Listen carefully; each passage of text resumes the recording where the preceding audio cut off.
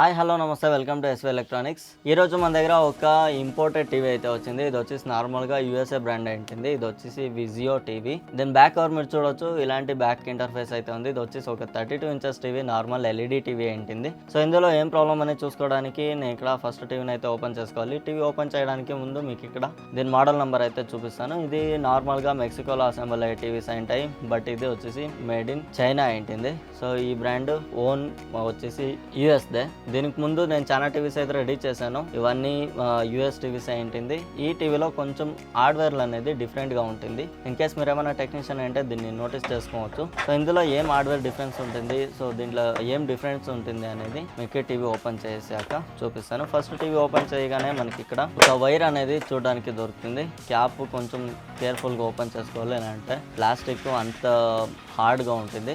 Back cover cut అయ్యే chances ఎక్కువ ఉంటుంది. ఈ వైర్ని మనం ఫస్ట్ రిమూవ్ చేసుకోవాలి. ఈ వైర్ రిమూవ్ చేసుకున్నాక మనకి బ్యాక్ కవర్ అనేది ఈజీగా అయితే ఓపెన్ అయిపోతుంది. బ్యాక్ కవర్ రిమూవ్ చేసి చూసుకున్నాక మనకి ఇక్కడ జస్ట్ 3 బోర్డులు అయితే చూడడానికి దొరుకుతుంది. ఒక పవర్ సప్లై, ఒక మదర్ బోర్డు, ఒక టీకాన్ బోర్డు. ఫస్ట్ ఇది ఫారిన్ టీవీ కాబట్టి మనకి ఇక్కడ ఒక చిన్న విషయం అయితే నోటీస్ చేసుకోవాలి. ఇవన్నీ 110 వోల్ట్తో నడిచే టీవీలు ఏంటింది. దీన్ని డైరెక్ట్ మనం 230కి యూస్ చేయలేము. 230కి ఎందుకు యూస్ చేయలేము అంటే మెయిన్ దాని మ్యాటర్ వచ్చేసి ఇక్కడ ఉంటుంది. ఇది వచ్చేసి 220 వోల్ట్ అనేసి కెపాసిటర్ పైన మెన్షన్ చేశారు కదా, మెయిన్ రీజన్ ఇదే. ఇది 220 వోల్ట్ అనేసి మెన్షన్ చేస్తే ఈ టీవీ మాక్సిమం 110 వోల్ట్ తోనే నడుస్తుంది. 230 వోల్ట్ కేస్తే పవర్ సప్లై అనేది బర్న్ అయిపోతుంది. అదే ఇన్ కేస్ ఈ ప్లేస్ లో మనకి 450 వోల్ట్ గానీ 500 వోల్ట్ గానీ కెపాసిటర్స్ యూస్ చేసింటే ఈ కంప్లీట్ సర్క్యూట్ మనకి 230 వోల్ట్ లో అయితే నడుస్తుంది. సో ఇది ఒక చిన్న డిఫరెన్స్ ఉంటుంది. ఇది టీవీ బ్యాక్ సైడ్ లేదా యూజర్ మాన్యువల్ లో ఎక్కడ కూడా మెన్షన్ చేసి ఉండరు. టీవీ ఓపెన్ చేయగానే మనకి ఇక్కడ ఈ మ్యాటర్ అనేది తెలుస్తుంది. దీన్ని చూడగానే మనకి తెలిసిపోతుంది. నేను చాలా బయట నుంచి తెప్పించిన సామ్సంగ్ టీవీస్, మళ్ళీ సోనీ టీవీస్ అయితే చాలా చూశాను. ఆ టీవీ బ్యాక్ సైడ్ క్యాప్ పైన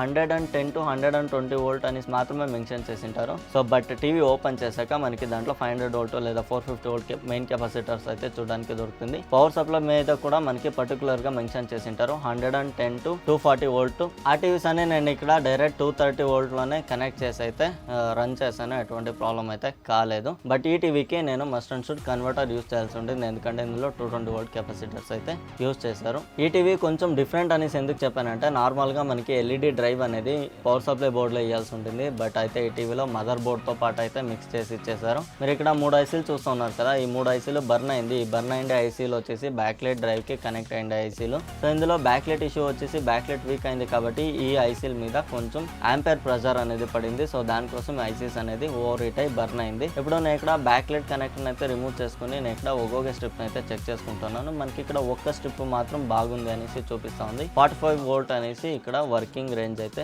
మనకి బ్యాక్లైట్ టెస్టర్లో అయితే చూపిస్తా ఉంది. యాక్చువల్లీ ఇందులో బ్యాక్లైట్ ప్రాబ్లమ్ అని నేను ఫిక్స్ అయ్యాను కాబట్టి ఇంకొకసారి టీవీని ఆన్ చేసి చూసుకుంటున్నాను. టీవీ ఆన్ చేయగానే మనకి ఇక్కడ యూట్యూబ్ లోగో అనేది వచ్చింది. మళ్ళీ ఇందులో ఏదైనా వీడియో కూడా ప్లే చేసి చూస్తే వీడియో మొత్తం ప్లే అయ్యింది. సౌండ్ అంతా బాగానే వచ్చింది. డిస్ప్లేలో అయితే బయటికి ఎలాంటి పిక్చర్ అనేది కనిపిస్తలేదు. ఇది వచ్చేసి నార్మల్ బ్యాక్లైట్ దే ఇష్యూ అనుకుని ఇది ఇందులో బ్యాక్లైట్ ని రెడీ చేసుకుందామని కంప్లీట్ టీవీని ఓపెన్ చేయడానికి అయితే అన్ని కనెక్టర్స్ రిమూవ్ చేసుకుంటున్నాను. ఫస్ట్ ఇక్కడ స్పీకర్ అయితే రిమూవ్ చేసుకుంటున్నాను.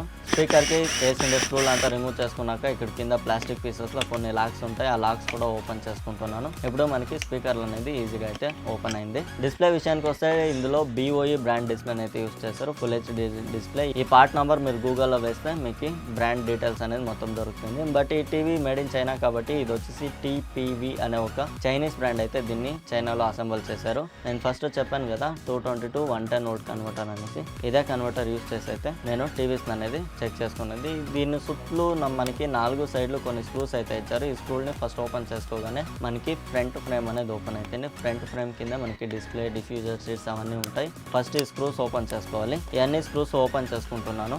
ఈ టీవీలో మనకి చాలా స్క్రూలు అయితే ప్రొవైడ్ చేశారు. ఎన్ని స్క్రూలు ఎందుకు ప్రొవైడ్ చేస్తారో తెలీదు. ఇవన్నీ స్క్రూస్ రిమూవ్ చేసిన తర్వాత మనకి ఫ్రంట్ ఫ్రేమ్ అనేది ఓపెన్ అవుతుంది. దీనికి కూడా చిన్న చిన్న లాక్స్ ఉంటాయి. లాక్స్ ని నీట్ గా ఓపెన్ చేసుకోవాలి, అంటే ఫ్రేమ్ బ్రేక్ అయ్యే ఛాన్సెస్ ఉంటుంది. ఇది ఓపెన్ చేసుకున్నాక మనకి డిస్ప్లే అనేది ఈజీగా ఓపెన్ అవుతుంది. డిస్ప్లే కింద లైట్ గా గ్లూ ఉంటుంది, చూసుకొని రిమూవ్ చేసుకోవాలి. దీని కింద మనకి మళ్ళీ ఇంకొక ప్లాస్టిక్ ఫ్రేమ్ అనేది దొరుకుతుంది. ఈ ఫ్రేమ్ ని రిమూవ్ చేసుకుంటే దీని కింద ఉన్న డిఫ్యూజర్ సీట్స్ మళ్ళీ రిఫ్లెక్టర్ సీట్స్ అనేది ఓపెన్ అవుతుంది. డిఫ్యూజర్స్ మళ్ళీ రిఫ్లెక్టర్ స్పీకర్స్ అంతా ఓపెన్ చేసుకున్నాక మనకి ఇక్కడ 3 బ్యాక్లైట్ స్ట్రిప్స్ అనేది ఫైనల్గా చూడడానికి దొరుకుతుంది. ఇక్కడ 1 by 1 అన్ని స్ట్రిప్లు చెక్ చేసుకుంటుంటే సెకండ్ స్ట్రిప్లో మనకి చిన్నగా ఒక 3-4 ఎల్ఈడీలు అయితే వస్తుంది, మిగతా రాలేదు. సో ఫస్ట్ స్ట్రిప్ చెక్ చేసుకుంటే దాంట్లో కూడా 3 ఎల్ఈడీలు అయితే ఆన్ అయింది. ఈ కింద ఉన్న స్ట్రిప్ చెక్ చేసుకుంటే అస్సలు రాలేదు. కాబట్టి సింగల్ ఒక్కొక్క ఎల్ఈడీని అయితే నేను ఇక్కడ చెక్ చేసుకుంటున్నాను. ఈ ఎల్ఈడీలు వచ్చేసి చాలా ఓల్డ్ ఎల్ఈడీస్ కాబట్టి ఇది ఐ థింక్ ఒక 10 years దాకా ఈ టీవీలో ఈ బ్యాక్ లైట్ అయితే నడిచింటది. సో దానికోసం ఇందులో కొన్ని ఎల్ఈడీస్ బాగున్నాయి, కొన్ని ఎల్ఈడీస్ పోయింది. ఇదంతా మొత్తం సిరీస్ కనెక్షన్ తో రావడంతో ఇందులో ఒక్కొక్క స్ట్రిప్ లోనే ప్రాబ్లం వచ్చింది. సో నార్మల్ గా అన్ని కలిపి ఒక సింగిల్ సిరీస్ కనెక్షన్ లో అయితే వస్తుంది, అలాగైతే దీన్ని లేదు. ఒక్కొక్క సింగిల్ స్ట్రిప్ కి సింగిల్ గా సిరీస్ చేసి అయితే 3 సపరేట్ యూనిట్ లాగా ఇచ్చారు. సో దానికోసం ఇది ఇంత ఎక్కువ లాంగ్ లైఫ్ వచ్చింది అనేసి చెప్పొచ్చు. బ్యాక్ లైట్స్ ఏమో రిమూవ్ చేసుకున్నాను, బట్ ఇందులో కొత్త బ్యాక్ లైట్స్ వేయడానికి ప్రాబ్లం అయితే అయింది. ఈ బ్యాక్ లైట్స్ మనకి మార్కెట్లో అవైలబుల్ ఉండలేదు. సో దానికోసం ఒక జెన్యూన్ మెథడ్ ఉంది. దీని మీద ఉన్న లెన్స్లన్నీ ఓపెన్ చేసేసి దీన్ని రెడీ చేసుకోవచ్చు. దీన్ని ఎలా రెడీ చేయాలి అనేసి చూపిస్తాను. ఇప్పుడు నేను ఇక్కడ లెన్సెస్ ఓపెన్ చేస్తున్నాను కదా, లెన్సెస్ కింద మీరు చూడొచ్చు ఎల్ఈడి ఒక్కొక్కటి బర్న్ అయింది. కొన్ని బాగున్న ఎల్ఈడీలు ఉన్నాయి, బర్న్ అయిన ఎల్ఈడీస్ ఉన్నాయి. ఇలా దీంట్లో చెక్ చేసుకుంటే సగానికి పైనకి బర్న్ అయిన ఎల్ఈడీస్ అయితే ఉన్నాయి, బాగున్న ఎల్ఈడీలు కొంచెం తక్కువే ఉన్నాయి. సో ఇది తక్కువ ఎక్కువ ఒకసారి బ్యాక్ లైట్ అనేది ప్రాబ్లం వస్తే మొత్తం అన్ని బ్యాక్ లైట్స్ అయితే చేంజ్ చేయాల్సి ఉంటుంది. ఇది వచ్చేసి నా పర్సనల్ రూల్. మొత్తం అన్ని బ్యాక్ లైట్స్ చేంజ్ చేస్తే మినిమం మనకి 4 years అనేది టీవీ లైఫ్ అయితే నడుస్తుంది. మనము ఒక స్ట్రిప్ పోయింది, 2 స్ట్రిప్లు పోయింది అనేసి ఒక స్ట్రిప్ 2 స్ట్రిప్లు చేంజ్ చేస్తే ఆ టీవీ అంతగా నడిచేలేదు. సో మనకి మిడిల్ అనే ప్రాబ్లం వచ్చే ఛాన్సెస్ ఉంటుంది. ప్రాబ్లం అంటే ఏం లేదు, కొత్త ఎల్ఈడీస్ అనేది ఉంటాయి, పాత ఎల్ఈడీస్ అనేది వెళ్ళిపోతాయి. సో దానికోసం ఈ బ్యాక్ లైట్ మనకి మార్కెట్లో అవైలబుల్ లేదు కాబట్టి నేను ఇలాంటి ఎల్ఈడీస్ అయితే తెప్పిస్తాను. ఈ ఒక్క రోల్లో మినిమం మనకి 4000 ఎల్ఈడీస్ సంథింగ్ ఏదో ఉంటుంది. సో ఈ ఎల్ఈడీస్ వేసి మనము దీన్ని కొత్తగా రీఫర్బిష్డ్ లాగా రెడీ చేసుకోవచ్చు. దీని లైఫ్ కూడా యాజ్ ఇట్ ఈస్ సేమ్ ఉంటుంది. జస్ట్ అక్కడ పీసీబీ మాత్రమే మనకి పాతది ఉంటుంది. పీసీబీ ఎలాంటి సిచ్యువేషన్ లోనూ డ్యామేజ్ అయితే అవ్వదు. సో మనకి ఇక్కడ మెయిన్ ఏమంటే ఎల్ఈడీస్ పాడైన ఎల్ఈడీస్ మాత్రం వేసుకోవాల్సి ఉంటుంది. ఎల్ఈడీస్ అంతా మొత్తం వేసాక దీని మీద ఉన్న లెన్స్లు వేసుకోవడం చాలా క్రిటికల్ ఉంటుంది. దీన్ని ఒక 2-3 టీవీలో ప్రాక్టీస్ చేస్తే మనకి అలవాటు అయిపోతుంది. సో నేను చాలా మట్టుకు టీవీస్ నేను ఇలాగైనా రెడీ చేసేది. దానికి మార్కెట్లో ఎప్పుడెప్పుడు బ్యాక్ లైట్స్ అవైలబుల్ లేకుండా కొత్త రకమైన బ్యాక్ లైట్స్ మనకి ప్రిపేర్కి వస్తే ఇదే బెస్ట్ సొల్యూషన్ అనేసి నేను చెప్పొచ్చు. టైం అనేది చాలా కన్జ్యూమ్ అవుతుంది కానీ 100% జెన్యూన్ వర్క్ ఇది ఉంటుంది. సో ఇప్పుడు మొత్తం అంతా లెన్సెస్ అంతా ఫిక్స్ చేసిన తర్వాత మన బ్యాక్ లైట్ యూనిట్ అనేది ఫైనల్గా రెడీ అయితే అయింది. మరి ఇక్కడ బ్యాక్ లైట్ యూనిట్ అంతా మొత్తం చూడొచ్చు. నేను ఇప్పుడు టీవీ ఆన్ చేస్తాను. బ్యాక్ లైట్ యూనిట్ అనేది మీరు చూడొచ్చు, నీట్ అండ్ క్లీన్గా బ్యాక్ లైట్ యూనిట్ అనేది రెడీ అయింది. సో చూసారు కదా ఫ్రెండ్స్, ఇలాగా ఏమైనా మనకి మార్కెట్లో అవైలబుల్ లేకుండా ఉండే బ్యాక్ లైట్స్ ఏమైనా వచ్చిందంటే, లేదా త్వరగా మనకి బ్యాక్ లైట్ అందుబాటులో లేదు, కొంచెం డిలే అవుతా ఉంది అనేది అయితే మనం ఇలా ఎల్ఈడీస్ వేసి కంప్లీట్ టీవీని అయితే రెడీ చేసుకోవచ్చు. ఇది వచ్చేసి ఒక జెన్యూన్ మెథడ్, బట్ టైం మాత్రం చాలా కన్జ్యూమ్ అవుతుంది. ఒక్క టీవీని రెడీ చేయడానికి ఆల్మోస్ట్ 4 hours దాకా కూడా కావచ్చు, చెప్పలేము. అది 2 to 4 hours depend upon speed.